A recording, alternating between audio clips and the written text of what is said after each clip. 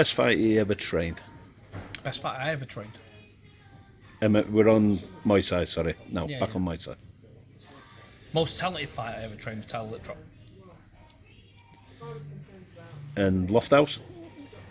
Lofthouse is extremely talented, but he has problems with his hearing, he has problems with his decision making, and he's generally stupid. Andy's fantastic if you can get Andy to be Andy. Road to main event, we'd had a few fights and we'd lost a few. And the fight before, I had a Polish lad training with me, and he got knocked out really badly. And then Andy's head fell off before his fight. And I practically had to strangle him upstairs and slap him out a little bit to get him to wake up and get some self-belief. Got a lot of self-doubt, Andy. I think he does nerves but doesn't really let anybody see it. So rather than sort of wear the nerves as a badge on his arm and use that to control where he's going, he doesn't.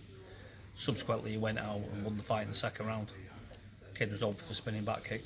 He did, for once, he actually listened. Finished him with a spinning back kick. What's the best fight you've ever cornered? One of your fighters and you were in the corner. There's a few. Dayton Brocker was a classic. Certainly one of the best fights I ever photographed. Yeah, it was a classic. Probably tie-wise. Yeah, that. What's the best fight you've actually witnessed as a spectator or a supporter or even refereeing? Oh Jesus! Now you're asking.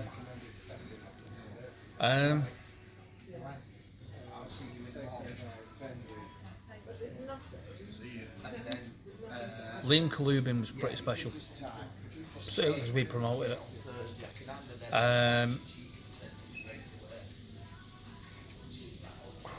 God. Carlos Lyndon Knowles was pretty mental as well.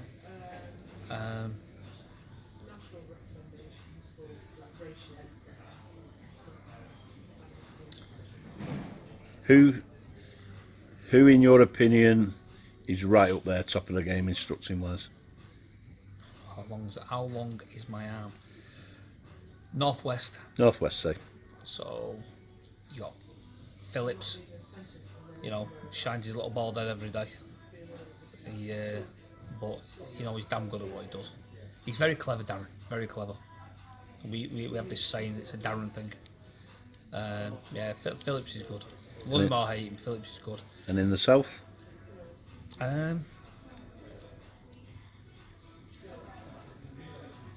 Again, you could be here all day, couldn't you? Because you've got that many spin-off little clubs and decent little instructors. People like Damon Fulton, places like that down south are awesome. John Jarvis is awesome. Yogi, Henry Clementson in the Midlands. Henry's a very, very talented trainer, a very clever trainer. The one thing you learn about trainers is when you're reffing, you can hear the corner advice. And sometimes you're there thinking, man, that's pretty clever, that. And other times I'm biting my tongue trying not to laugh, especially when John Taylor's screaming at the top of his head, fucking knock him out, or some other expletive. I remember refereeing Isaac, and Isaac had run away with this fight. He didn't need to do anything. He'd absolutely murdered this lad for 4 rounds, going into the 5th, and John's screaming at him, just overhand right. And he's like, Daz, will you tell him? I went, John, shut up. He's hilarious. You gotta love John Taylor just for being an absolute world-class idiot. And they mentioned a couple of them there. Who's your favourite characters in the game? And again, I know it's a long list, but let's say who's the absolute nut jobs in the game? Frankie wears that crown well done. If anybody's going to cause controversy and shout from the highest heights, Frankie. And as much as he doesn't like losing, the one thing you can say about him, he looks after his lads. He really does. He's dead protective of his lads. Frankie's the most animated by far. But then there's other people, and what's he called from North East? Sean Doomey. Oh my God. Is he still around? He is, yeah. We used to say you put him and Eslick in the same room, or you got in the same lift, you've got Mither on your hands. Yeah, I can probably imagine that. What is, and on art, the best show you promoted? Personally, The Point's probably my favourite show we did. After main event at Event City, we knocked it on the head. I went out to Italy. Cassie fought on the undercard of Glory Octagon show, Carlo de Blasi, and I remember sitting with Darren Phillips saying, "You know them plans I've got about the MEN." He just kicked me up the arse, and I came back and I rang Shedden.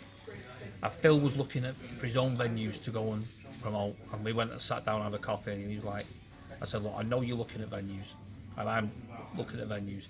We can either go for the same public in the same places, or we can just do what we do." And we'd had a bit, not a fall out, but we'd had a spat.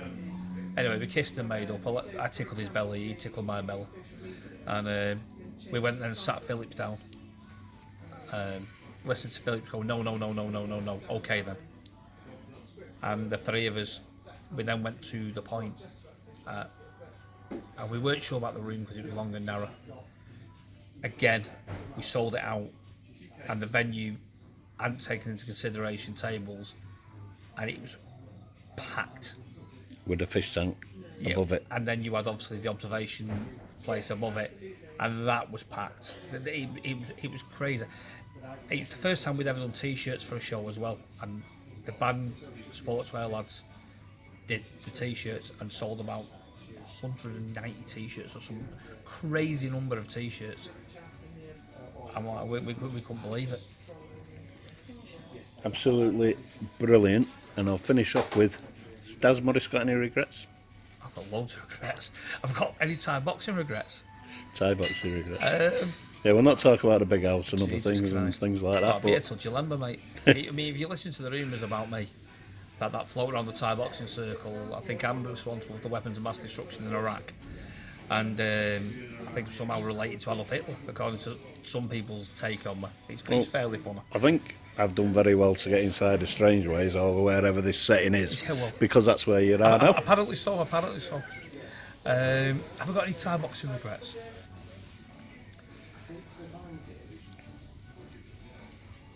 No, not really. I've achieved more than I ever thought I would, personally. I'm still the only Brit to have the UFC World Champion, which I quite like. Not that I wish Darren Till any ill will. He's my mate. Darren Till, who fought at Rumble at the Reebok and went on to fight for the UFC World Title. It can happen. He will get there. He will get there. He's fantastic, great kid. Have I got any regrets? I don't think I have. I think I've achieved more than I ever thought I would. But I knew it was my time to sort of bow out and say enough's enough. I wish everybody in the sport the best. Brian Calder's doing a fucking superb job. Can't take anything away from Brian. I know he's a bit wacky and he loves a good rant, but take nothing away from him. He's a clever guy. He's doing great with Yokkao. You got the Muay Thai Grand Prix lot, and I know them two are having a little war now. First it was main event and Yokkao, now it's them, and it's fun. I sit back and just chuckle. You got to have a bit. You got to have a bit. Mate, if you haven't got rivalry, you haven't got anything. No. And we had loads of rivalry. That probably gets me back to the finishing point, and you know where I'm going to come from here. The main event was the pinnacle. There's no doubt about that. Yokkao came along after that. So, Daz Morris with no regrets and also no return. Never say never. Never say never. But as it stands at the moment, I sat down with Phil Shedden and we spoke about doing a show. We sat down, I got the coffees in. I was expecting a 2-hour chat. 15 minutes later we were talking about Premier League. I can't see it. I'd never say no. But do you know what? For now, I'm quite happy. I've got my businesses, I've got my little boy. Everything's good. And you know what? I'll leave the stress, the headache and the worries to everybody else. Brilliant.